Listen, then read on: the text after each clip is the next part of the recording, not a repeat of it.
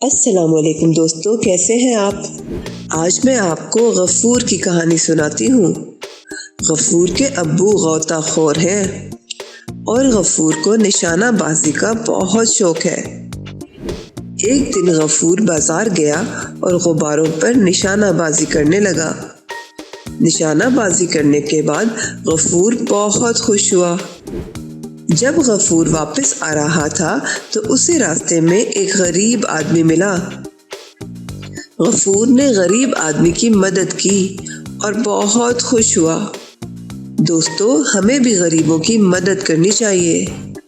دوستو، غار، غبارہ اور غوطہ خور کی شروع کی آواز غ ہے۔ غ غ غ۔ ارے ایسے بولو، غ غ غ۔ میرے ساتھ مل کر بولو، غ غ غ۔ آؤ کچھ پڑھتے ہیں۔ غ غار، غ غبارہ، غ غوطہ خور۔ غ غار، غ غبارہ، غ غوطہ خور۔ غ غار، غ غبارہ، غ غوطہ خور۔